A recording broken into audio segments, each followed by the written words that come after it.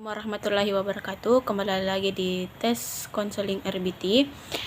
Nah, di sini saya memiliki siswa yang memiliki permasalahan tentang cita-cita atau karirnya, di mana siswa ini bingung atau masih memiliki cita-cita yang berubah-ubah.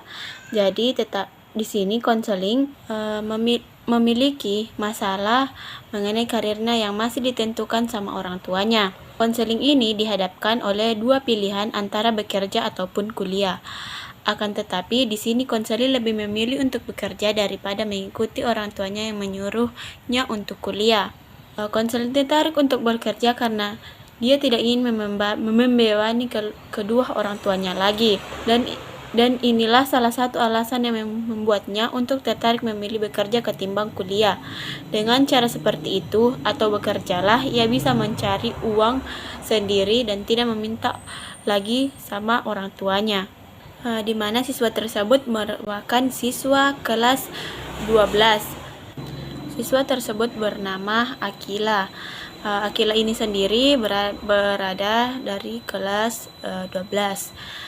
Nah, di mana kemarin itu saya sempat bertanya kepada Akila apakah permasalahan yang dia hadapi.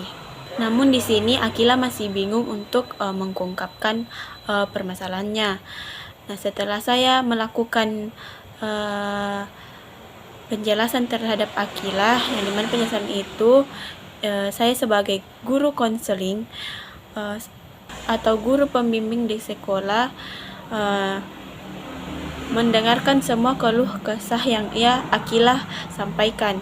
Nah, di sini Akila tidak perlu khawatir apapun yang diungkapkan Akila kepada ibu tidak akan bocor kepada orang lain atau dijaga kerahasiaannya. Akila sudah menyetujui bahwa dia akan menceritakan permasalahannya. Di sini Akila mengungkapkan bahwa ia bingung karena sebelumnya karena dia bingung menentukan tentang karir yang ke depannya. Di satu sisi dia ingin bekerja, di satu sisi lain lagi orang tuanya menyuruhnya untuk kuliah. Ini saya bertanya kepada Akila, apakah yang menyebabkan Akila ingin bekerja daripada memilih untuk kuliah. Sini lagi Akila menjelaskan bahwa dia tertarik untuk bekerja, tetapi berhubung orang tuanya menyuruhnya untuk kuliah, dia tertarik untuk bekerja karena tidak ingin membebani keluarganya atau orang tuanya lagi. Dan inilah salah satu alasan membuat dia untuk tertarik memilih bekerja ketimbang kuliah. Dengan cara seperti itu atau bekerja, dia bisa mencari uang sendiri dan tidak meminta lagi kepada orang tuanya. Di sini saya memberikan pengertian apa yang sedang dialami oleh Akila. Jangan sampai nanti Akila salah mengambil keputusan. Apalagi sekarang untuk bekerja yang paling dicari itu jasa sarjana ketimbang SMK. Tapi Akila harus bisa memberikan penjelasan kepada orang tuanya bahwa dia tidak ada minat sama sekali untuk berkuliah. Bagaimana Akila akan menjalani ke depannya nanti. Karena segala sesuatu itu dapat dijalani dengan baik, dan itu semua berawal dari adanya kemauan yang berasal dari diri sendiri tanpa ada paksaan dari siapapun.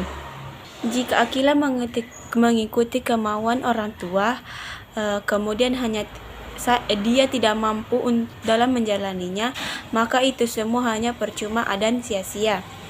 Apa yang Akila inginkan dan apa yang orang tua Akila inginkan tidak akan pernah tercapai dengan baik. Kemudian saya memberikan tahu kepada Akila bahwa dia pasti bisa menjelaskan kepada orang tuanya bahwa dia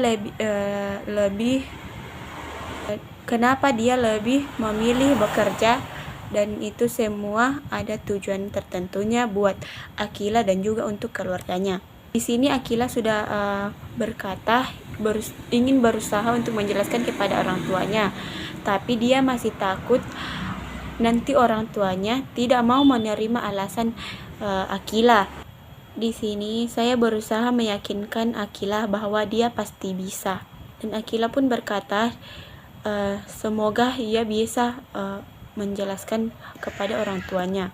Dan di sini saya bertanya lagi kepada Akila bahwa apakah dia merasa takut bahwa orang tuanya akan marah ketika memberikan penjelasan kepada orang tuanya bahwa sebenarnya Akila cuma mau bekerja daripada kuliah. Ini Akila pun menjawab, iya seperti itulah Bu. Dan di sini saya mencoba berusaha memberikan penjelasan kepada Akila bahwa terkadang memang kita harus merasa takut dalam melakukan sesuatu walaupun itu benar sesuai dengan kenyataan, tetapi bagaimanapun juga kamu harus bisa mengalahkan perasaan takut kamu tersebut yang terus menghantui kamu harus mencoba, tapi saya sangat yakin bahwa kamu pasti bisa. Di sini Akila berkata dia akan berusaha untuk terus-menerus mencoba sampai orang tuanya yakin bisa menerimanya dengan baik. Ini saya bertanya lagi kepada Akila, setelah proses konseling yang kita lakukan sejauh ini, bagaimana perasaannya?